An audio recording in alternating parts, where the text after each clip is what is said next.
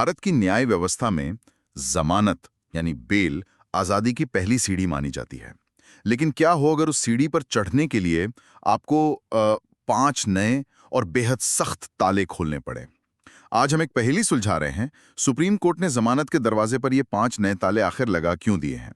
11 फरवरी 2026 को supreme court का एक ऐसा फैसला आया है जिसने जमानत मांगने के पूरे खेल के नियम ही बदल दिए हैं।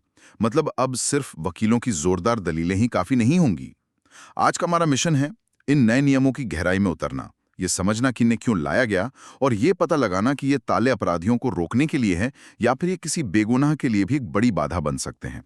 हमारे पास स्रोत के तौर पर सुप्रीम कोर्ट के उसी ऐतिहासिक फैसले का एक विश्लेषण है जिसका शीर्षक है the 5 pillars of the new bail jurisprudence. आपने बिल्कुल सही कहा और ये समझना बहुत ज़रूरी है कि ये सिर्फ कुछ फॉर्म भरने की प्रक्रिया नहीं है। ये न्यायशास्त्र में एक वैचारिक बदलाव है। अदालत ने एक तरह से कहा है कि जमानत मांगने से पहले आपको अपनी पूरी सच्चाई मेज पर रखनी होगी। ये पारदर्शिता और जवाबदेही की तरफ एक बहुत बड़ा कदम है जिसका असर आने वाले कई दशकों तक दिखेगा। चलिए तो फिर इस बदलाव की जड़ से शुरू करते हैं। आखिर ऐसा क्या हो रहा था कि सुप्रीम कोर्ट को इतना बड़ा कदम उठाना पड़ा? मतलब समस्या कितनी गहरी थी? समस्या बहुत ज्यादा गहरी और आप कह सकती हैं व्यवस्था को खोखला करने वाली थी। अदालत ने पाया कि जमानत की प्रक्रिया एक तरह से आंख मिचौली का खेल बन गई थी। आरोपी और कई बार उनके वकील जानबूझकर अदालत से बेहद जरूरी जानकारी छिपा रहे थे। सोचिए, एक व्यक्ति जमानत मांग रहा है और यह नहीं बता रहा कि उसके खिलाफ पहले से ही 3 और आपराधिक मामले चल रहे हैं। अच्छा। हाँ, या वो ये छिपा लेता है कि निचली अदालत ने उसकी जमानत याचिका ठोस कारणों से खारिज कर दी थी। ये तो बहुत चौंकाने वाली बात है। क्या ये सिस्टम की एक बड़ी खामी थी कि अदालतें इतनी जरूरी जानकारी के बिना ही इतने बड़े फैसले ले रही थी? मतलब किसी की आजादी का फैसला आधी अधूरी सच्चाई पर हो रहा था। बिल्कुल, यही सबसे बड़ी खामी थी। देखिए, अदालतों पर काम का बोझ इतना ज्यादा है कि हर जज के लिए हर आरोपी की पूरी कुंडली निकालना मुमकिन नहीं होता। सिस्टम इस भरोसे पर चलता है कि वकील अदालत के सामने सच रखेंगे। लेकिन जब इसी भरोसे का गलत इस्तेमाल होने लगा तो सुप्रीम कोर्ट को लगा कि अब भरोसे की जगह एक अनिवार्य प्रक्रिया बनानी होगी। इसी समस्या को हल करने के लिए अदालत ने एक स्टैंडर्ड फॉर्मेट बनाया, एक फॉर्म और एक शपथ पत्र यानी एफिडेविट, जिसे हर जमानत याचिका के साथ लगाना अब अनिवार्य है। तो ये शपथ पत्र एक तरह से अदालत के साथ एक लिखित वादा है। मतलब आप कह रहे हैं मैं जो भी बता रहा हूं वो 100% सच है और अगर ये झूठ निकला तो उसके गंभीर परिणाम होंगे। एकदम सही पकड़ा आपने।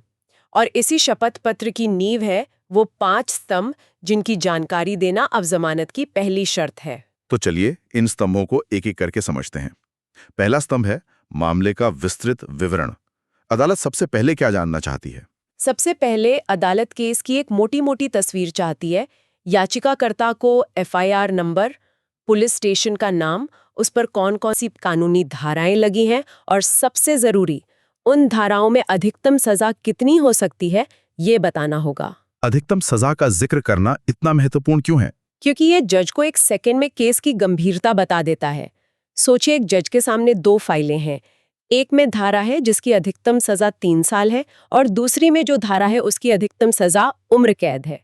ये जानकारी देखते ही जज का नजरिया उस केस के प्रति पूरी तरह बदल जाता है। ये एक तरह का ग्रेविटी मीटर है जो पहली नजर में ही बता देता है कि मामला कितना संगीन है। तो पहले स्तंभ से केस की गंभीरता पता चलती है। लेकिन केस गंभीर हो या ना हो, एक और बात बहुत मायने रखती है कि आरोपी कितने समय से सलाखों के पीछे है। और शायद इसीलिए दूसरा नियम गिरफ्तारी और हिरासत की जानकारी पर जोर देता है ना? बिल्कुल। ये दूसरा स्तंभ उस मानवीय कीमत की बात करता है जो एक व्यक्ति अपनी आजादी खोकर चुका रहा होता है। इसमें गिरफ्तारी की तारीख, समय और जगह के साथ साथ ये भी बताना होता है कि व्यक्ति अब तक कुल कितना समय हिरासत में बिता चुका है। इसके पीछे का तर्क क्या है? इसके पीछे न्याय का एक बहुत बड़ा सिद्धांत काम करता है जिसे कानूनी भाषा में लिबर्टी जूरिस्प्रूडेंस कहते हैं। एक मिनट, लिबर्टी जूरिस्प्रूडेंस, क्या हम इसे श्रोताओं के लिए आसान भाषा में समझा सकते हैं? इसका मतलब क्या ये है कि अदालत किसी को सजा से पहले लंबे समय तक जेल में रखने को उसकी आजादी पर एक बड़े हमले की तरह देखती है? आपने बिल्कुल सही समझा। इसका सीधा सा मतलब है कि किसी की आजादी बहुत कीमती है, सजा सुनाए जाने से पहले किसी को अनिश्चित काल के लिए जेल में नहीं रखा जा सकता। अगर कोई व्यक्ति पहले ही अपनी संभावित सजा का एक बड़ा हिस्सा काट चुका है और ट्रायल अभी तक शुरू भी नहीं हुआ है, तो अदालत उसे और जेल में रखने का कोई कारण नहीं देखती। हमें ये याद रखना होगा कि हर एक दिन जो कोई जेल में बिताता है, वो उसकी जिंदगी का एक ऐसा दिन है जो कभी वापस नहीं आएगा, खासकर अगर वो बाद में निर्दोष साबित हो जाए। ये नियम उसी मानवीय कीमत को सम्मान देता है। ये बात समझ में आती है। तो पहले हमने केस की गंभीरता को समझा, फिर उस व्यक्ति द्वारा जेल में बिताए गए समय को। अब तीसरा स्तंभ हमें कहाँ ले जाता है? ये मुकदमे की वर्तमान स्थिति के बारे में है। हाँ, ये स्तंभ भविष्य की ओर देखता है। इससे पता चलता है कि ट्रायल खत्म होने में कितना समय लग सकता है। याचिकाकर्ता को बताना होगा कि मामला किस स्टेज पर है, क्या अभी जांच चल रही है, चार्जशीट दाखिल हो चुकी है या आरोप तय हो गए हैं। साथ ही केस में कुल कितने गवाह हैं और अब तक कितनों से पूछताछ हुई है। इसका जमानत पर क्या असर पड़ता है? बहुत बड़ा असर। मान लीजिए कि एक केस में 200 गवाह हैं और पिछले 2 साल में सिर्फ 10 गवाहों के बयान दर्ज हुए हैं। इसका सीधा मतलब है कि ये मुकदमा अगले 10 साल तक भी खत्म नहीं होने वाला। ऐसी स्थिति में अदालत ये सोचती है कि क्या किसी व्यक्ति को 1 दशक तक सिर्फ इसलिए जेल में रखना सही है क्योंकि व्यवस्था धीमी चल रही है। ये जमानत देने का एक बहुत मजबूत आधार बन जाता है। लेकिन क्या इससे वकीलों पर एक नया बोझ नहीं पड़ जाएगा, खासकर छोटे शहरों या दूर दराज के इलाकों में जहां रिकॉर्ड रखना और सारी जानकारी इकट्ठा करना इतना आसान नहीं है? क्या ये प्रक्रिया को और धीमा नहीं कर देगा? ये बहुत वाजिब चिंता है और शुरुआत में ऐसा हो भी सकता है। लेकिन सुप्रीम कोर्ट का नजरिया ये है कि थोड़ी सी शुरुआती असुविधा एक साफ सुथरी और पारदर्शी व्यवस्था बनाने के लिए जरूरी है। ये वकीलों को भी ज्यादा जिम्मेदार बनाएगा। अब वे सिर्फ दलीलें नहीं दे सकते, उन्हें तथ्यों के साथ अपनी बात रखनी होगी। ठीक है, तो अब तक हमने केस की गंभीरता, हिरासत की अवधि और ट्रायल के भविष्य को देखा। चौथा स्तंभ याचिकाकर्ता के अतीत में झांकता है, खासकर जमानत पाने की उसकी पिछली कोशिशों के बारे में। हाँ, और ये शायद पारदर्शिता के लिहाज से सबसे क्रांतिकारी नियम है। इसमें याचिकाकर्ता को साफ साफ बताना होता है कि क्या उसने पहले भी जमानत के लिए अर्जी दी थी, अगर हाँ तो उसका नतीजा क्या रहा, और अगर याचिका खारिज हुई तो अदालत ने उसे खारिज करने के क्या कारण बताए थे। ये तो कोर्ट शॉपिंग की उस प्रवृत्ति को रोकने के लिए जिसके बारे में हमने सुना है। बिल्कुल। सोचिए, ये कोर्ट शॉपिंग एक तरह का जुआ था। वकील एक जज के सामने केस हार जाते तो चुपके से दूसरे जज के पास वही याचिका ले जाते, इस उम्मीद में कि शायद इस बार किस्मत साथ दे जाए। वे ये कभी नहीं बताते थे कि उनकी अर्जी पहले ही खारिज हो चुकी है। ये नया नियम इस खेल को खत्म कर देता है। अब हर जज को पता होगा कि आपसे पहले वाले जज ने आपको बाहर का रास्ता क्यों दिखाया था। लेकिन क्या इसका एक उल्टा असर भी हो सकता है? क्या एक नया जज ये जानकर कि जमानत पहले खारिज हो चुकी है, पिछली अदालत के फैसले से पूर्वाग्रह से ग्रस्त नहीं हो जाएगा? क्या वो मामले को एक नई नजर से देख ही नहीं पाएगा? ये एक अच्छा सवाल है, लेकिन कानून ये मानता है कि जज पिछली राय से प्रभावित होने की बजाय उन कारणों का विश्लेषण करेंगे जिनकी वजह से जमानत खारिज हुई थी। अगर पिछली बार जमानत इसलिए खारिज हुई थी क्योंकि जांच अधूरी थी और अब चार्जशीट दाखिल हो चुकी है, तो ये परिस्थितियों में बदलाव है और जमानत का एक नया आधार बनता है। तो ये नियम असल में पूर्वाग्रह पैदा नहीं करता, बल्कि एक ज्यादा सूचित और तर्कसंगत फैसले की नींव रखता है। और अब आते हैं पांचवें और आखिरी स्तंभ पर। ये शायद सबसे ज्यादा सीधे तौर पर आरोपी के चरित्र और बर्ताव से जुड़ा है, दमनकारी प्रक्रियाओं और आपराधिक पृष्ठभूमि का खुलासा। हाँ, ये स्तंभ सीधे सीधे ये पूछता है, आपका कानून के प्रति रवैया कैसा है? क्या आपके खिलाफ कोई गैर जमानती वारंट जारी हुआ है? क्या आप कभी अदालत से भागे हैं? क्या आपको कभी घोषित अपराधी यानी प्रोक्लेम्ड ऑफेंडर घोषित किया गया है? और सबसे जरूरी, आपका पुराना आपराधिक रिकॉर्ड क्या है? ये जानकारी तस्वीर को कैसे बदल सकती है? पूरी तरह से बदल सकती है। मैं आपको एक उदाहरण देती हूँ। मान लीजिए एक व्यक्ति पर मोबाइल चोरी का आरोप है। पहली नज़र में ये एक छोटा मोटा अपराध लगता है और जमानत मिलना आसान हो सकता है, लेकिन 5वें स्तंभ के तहत जब वो ये बताता है कि इसी तरह के 5 और मामलों में वो अदालत में हाजिर नहीं हुआ और उसके खिलाफ गैर जमानती वारंट जारी हैं, तो तस्वीर पूरी तरह बदल जाती है। अब वो सिर्फ एक चोर नहीं, बल्कि कानून से भागने वाला एक आदतन अपराधी है। कोई भी अदालत ऐसे व्यक्ति को जमानत देकर ये जोखिम नहीं लेना चाहेगी कि वो फिर से गायब हो जाए। ये तो वाकई में एक बड़ा बदलाव है। और जैसा कि हमारे स्रोत बताते हैं, इन नियमों का विचार किसी बंद कमरे में नहीं, बल्कि एक असली केस की वजह से आया। मामला था इलाहाबाद हाई कोर्ट का, Zeba Khan versus state of UP. क्या था ये मामला? ये केस इन 5 स्तंभों की जरूरत का एक सटीक उदाहरण है। ज़ेबा खान नाम की एक महिला पर जालसाजी और धोखाधड़ी के गंभीर आरोप थे। मतलब किसी और के नाम पर धोखा देना, नकली दस्तावेज बनाना अच्छा। और बेईमानी से फायदा उठाने जैसे अपराध।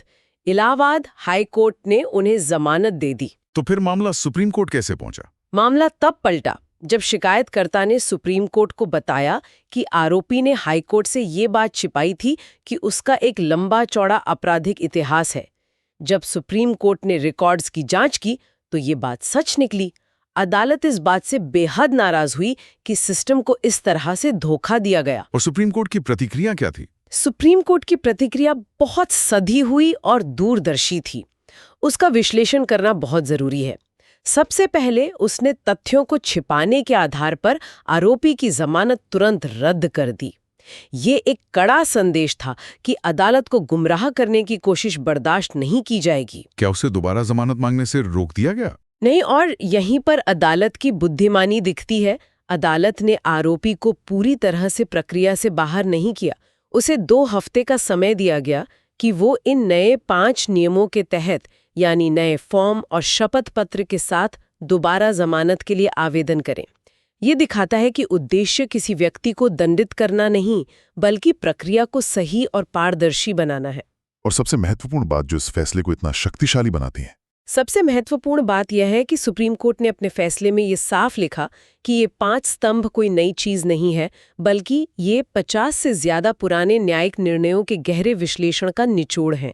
इसका मतलब है कि ये कोई अचानक लिया गया फैसला नहीं है, बल्कि यह दशकों के न्यायिक अनुभव और सिद्धांतों का सार है।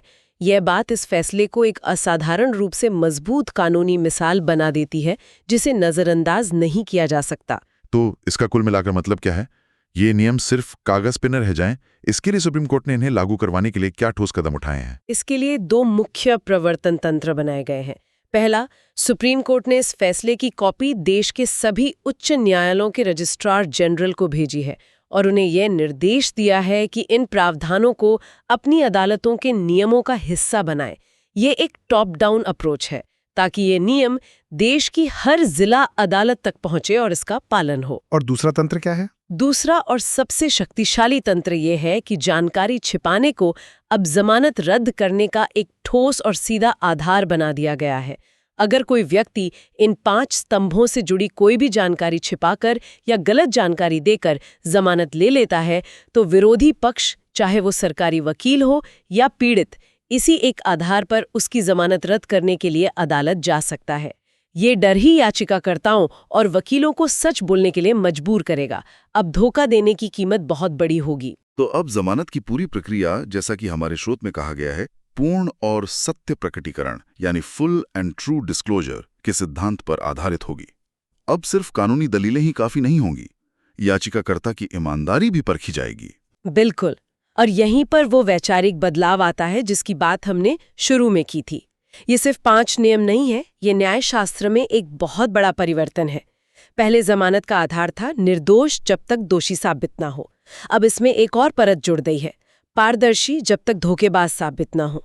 अब आपकी सच्चाई, आपकी ईमानदारी, आपकी आजादी की पहली शर्त है। आज की इस गहरी पड़ताल से ये साफ है कि सुप्रीम कोर्ट ने जमानत प्रणाली में जवाबदेही तय करने के लिए एक बहुत मजबूत और स्पष्ट ढांचा तैयार किया है, जिसका उद्देश्य पूरी प्रक्रिया को साफ सुथरा बनाना है। हाँ, और ये प्रणाली में एक रूपता भी लाएगा। अब ऐसा नहीं होगा कि एक राज्य का उच्च न्यायालय अलग मानदंडों पर जमानत दे रहा है और दूसरा किसी और मानदंड पर। ये 5 स्तंभ अब पूरे देश के लिए एक समान आधार रेखा तय करेंगे, जिससे जमानत के फैसलों में मनमानी की गुंजाइश बहुत कम हो जाएगी। ये न्याय को ज्यादा अनुमानित और निष्पक्ष बनाता है। सुनने वालों के लिए एक विचार छोड़ते हुए, जहां ये नया ढांचा पारदर्शिता को बढ़ावा देता है और सिस्टम के साथ होने वाले धोखे को रोकता है, वहीं हमें सोचने पर भी मजबूर करता है। क्या यह प्रक्रिया किसी ऐसे निर्दोष या गरीब व्यक्ति के लिए जमानत हासिल करना और भी जटिल बना सकती है, जिसके पास सभी दस्तावेज तुरंत इकट्ठा करने के लिए जरूरी संसाधन या कानूनी समझ ना हो? यह न्याय और प्रक्रिया के बीच के नाजुक संतुलन का एक अहम सवाल है, जिस पर आने वाले समय में न्यायपालिका को जरूर विचार करना होगा।